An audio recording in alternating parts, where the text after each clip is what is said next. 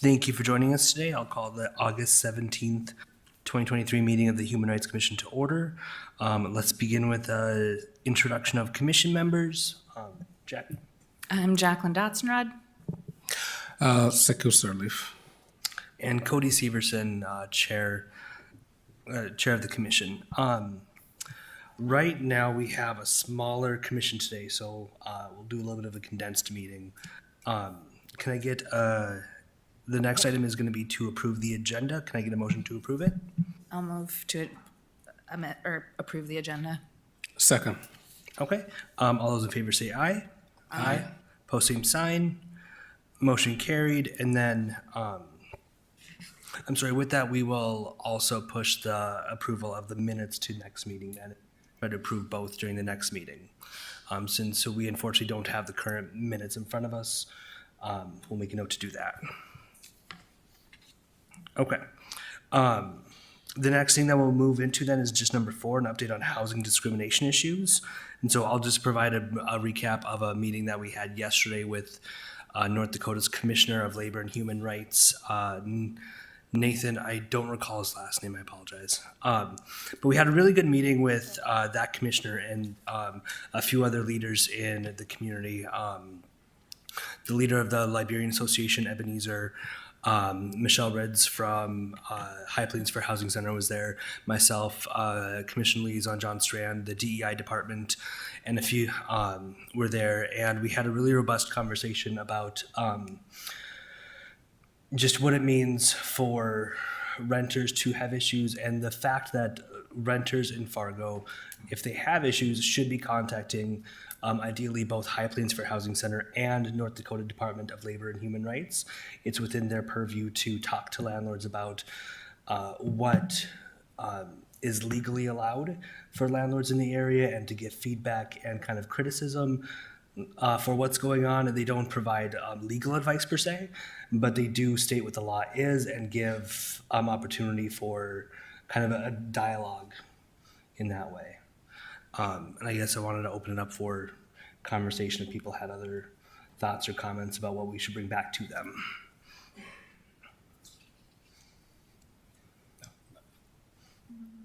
Okay. I think that we'll probably try to have further dialogue with that state commissioner as well. Probably try to keep it maybe a quarterly meeting or something of that nature to keep updated on it. I know that it felt really good. There was a really good collaborative element that came from that meeting where High Plains Fair Housing Center, the Human Rights Commission, and the various other community organizations wanted to make it a bigger conversation because it affects so many people. Just the instability of understanding what landlords can and cannot do and what renters can and cannot do. So it's just a piece on our forefront is understanding that. I know our subcommittees are working on that as well, creating more educational opportunities for the community at large. So it's just an item that we're currently working on. Okay, that's all I have on the housing discrimination updates right now.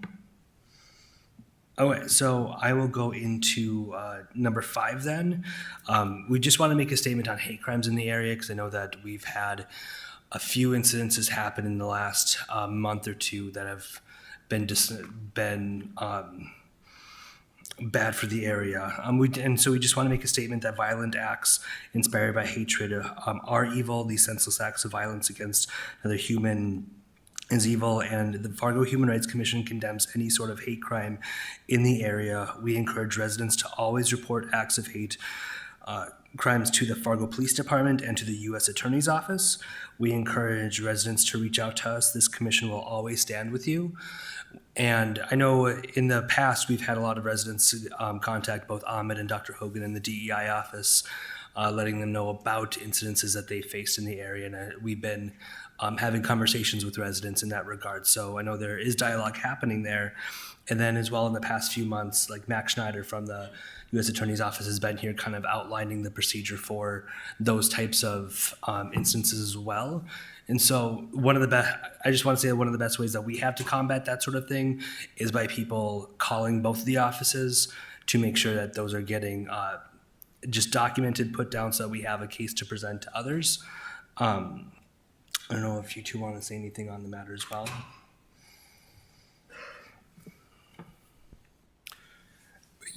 Thank you, Chair. Talking about hate crime, we all have to, work together as a team, as a city, to make sure we curb these kind of behaviors. Because I know there was an incident in the news. I don't know how many people heard about that, but about this bus driver who asked two African American males to go and sit in the back seat of a bus in 2023. And I was told the investigation is still going on. And I really want to know details of that investigation because this driver has to be fired. We need to send the message that these behaviors will not be condoned, they are not acceptable.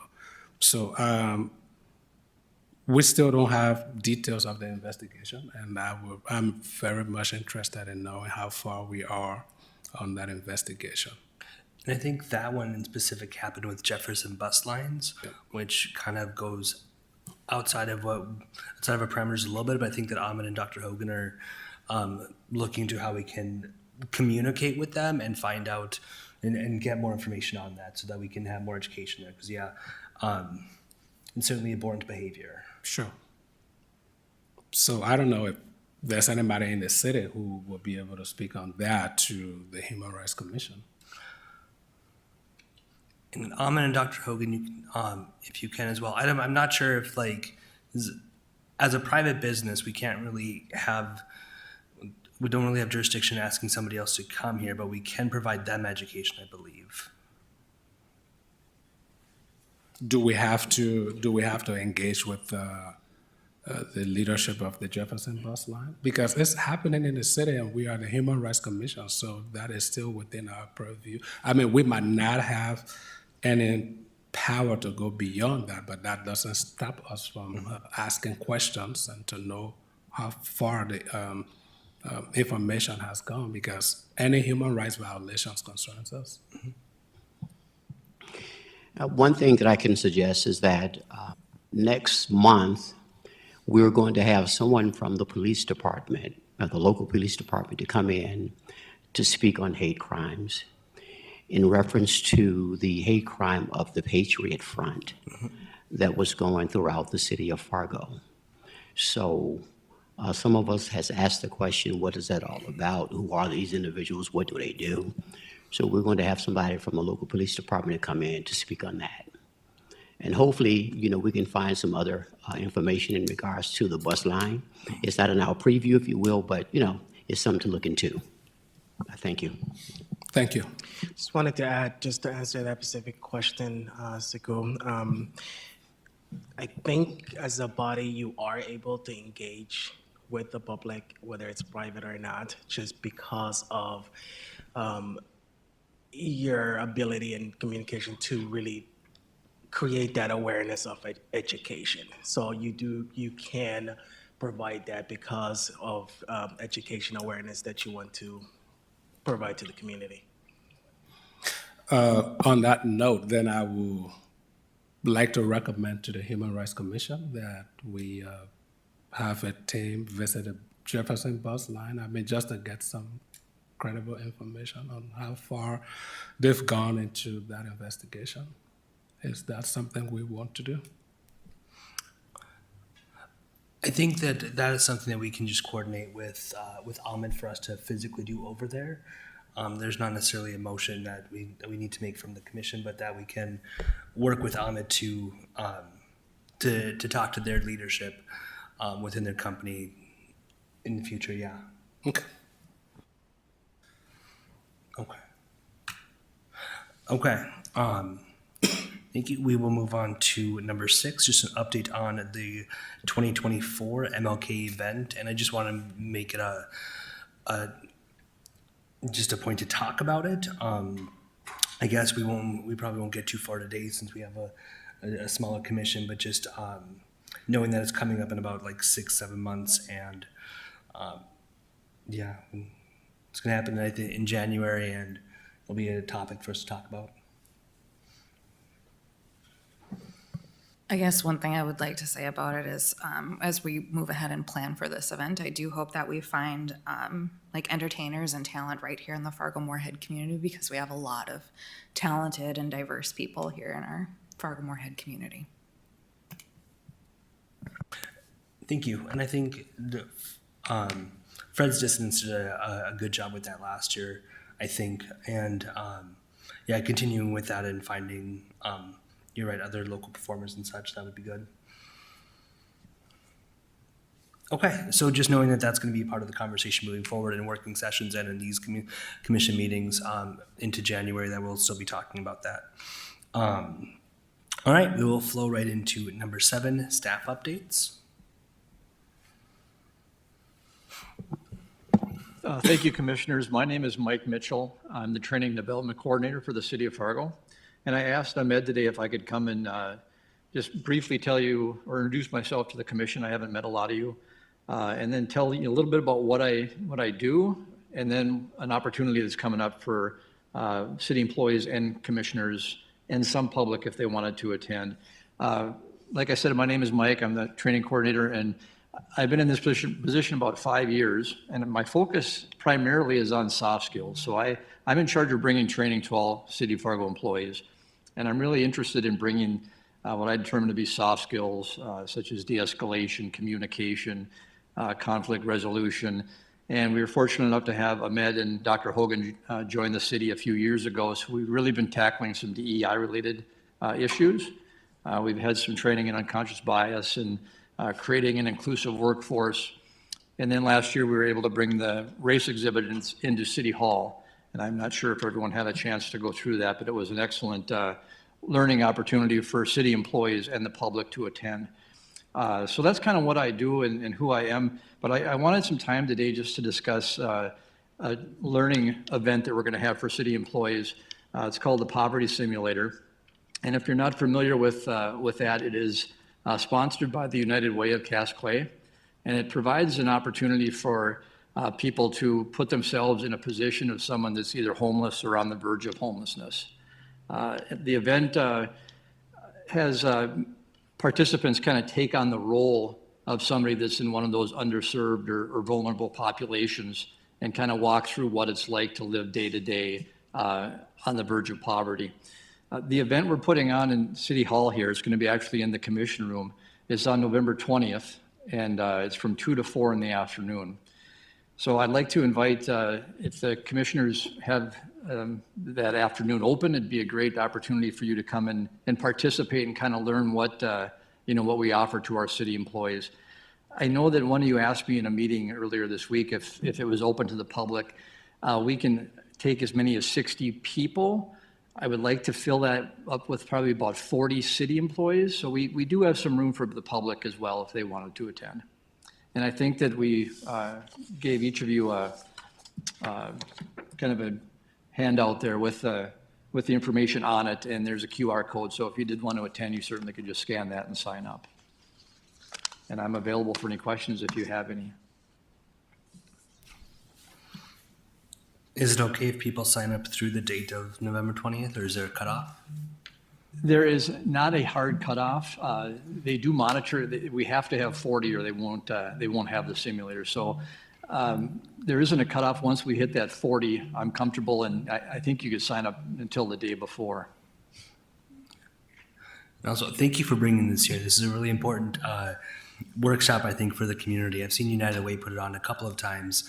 I've always heard really great feedback from the community for it. So thank you very much for bringing it here. Do y'all have questions? Okay. Thank you. Yeah, thank you.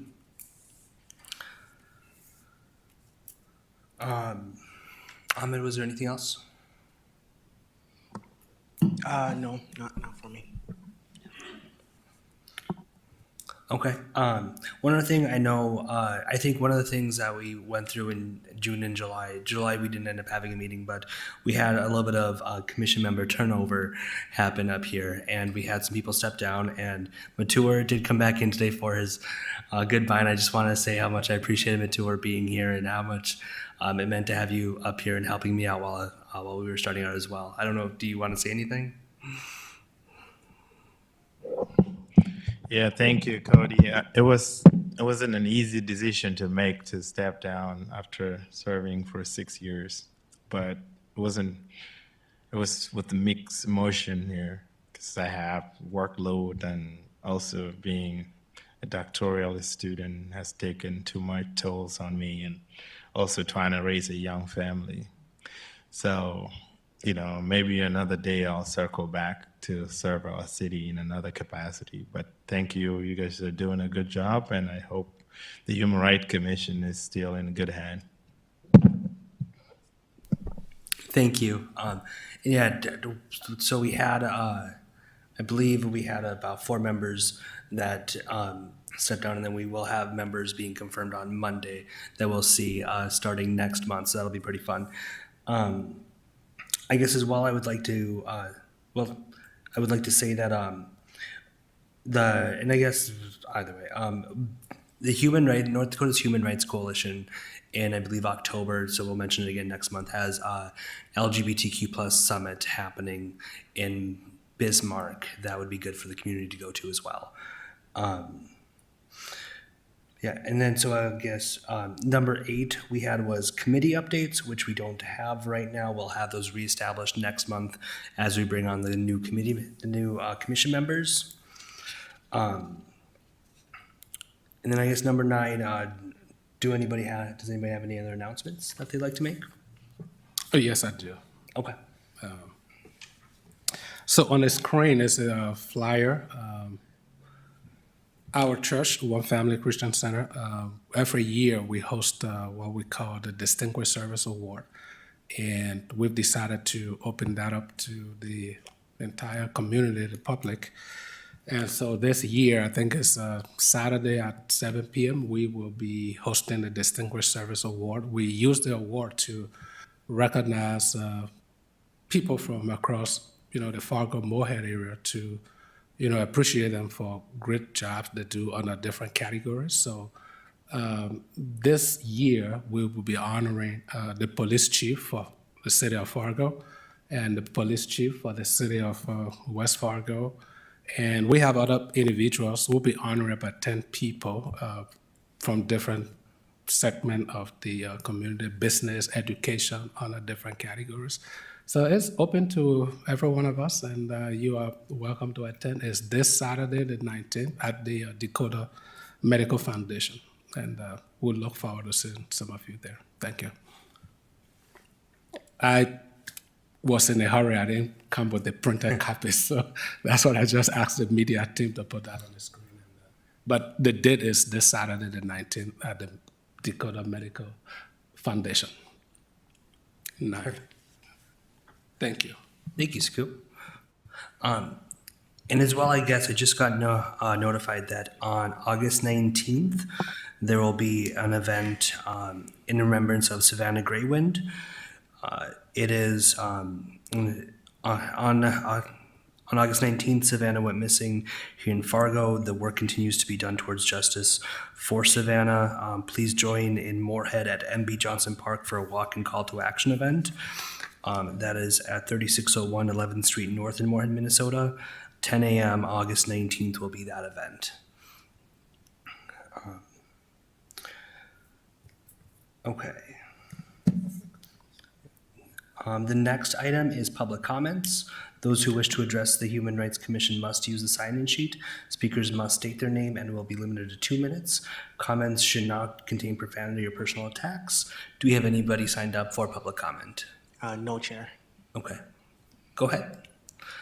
Yep, and so with there being nobody signed up, we will accept people from the public. Yep.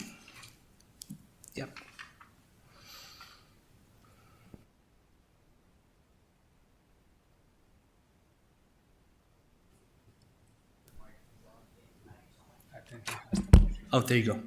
Thank you. My name is Ryan Netterville, Shay Netterville's older brother, and I am still seeking justice for his murder. But I want to bring to everyone's attention, July 8th, we held his memorial, and many people worked on it for weeks. And then just days before a Suxton Jeff Bear went out there and ripped his headstone out of the ground and destroyed it. And it sat out there all year long. He said it has to be flat for mowing purposes, and it can't be off the ground. And then he proceeded to tell me, do I want to come mow it around it? Because I asked, you guys don't use weed whackers. There's other graves that are above the ground. He was very rude. I asked him, who do you work for? Because I'm already tired of talking to you. And he hung up on me. And he, first person that notified me 2 days before it, called, and then he ran it back out there because we found out about it, and he just threw it on the ground next to the grave.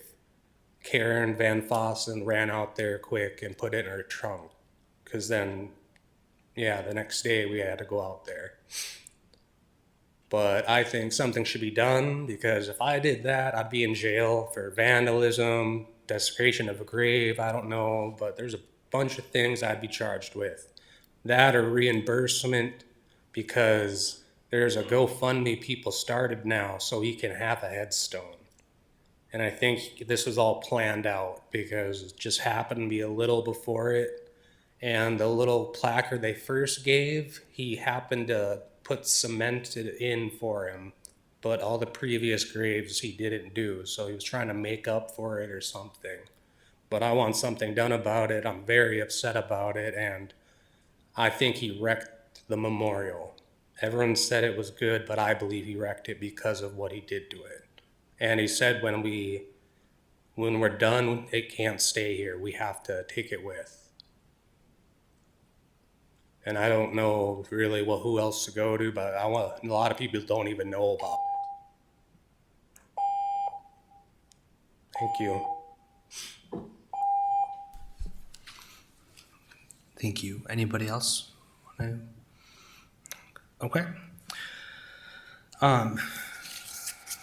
Okay, and then the next working session for the Human Rights Commission, I believe, is tentatively scheduled for September 6th at about 3 p.m.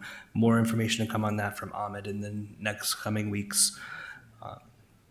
Is there any other business? Okay, hearing none, this meeting of the Human Rights Commission does stand adjourned. Our next meeting is scheduled for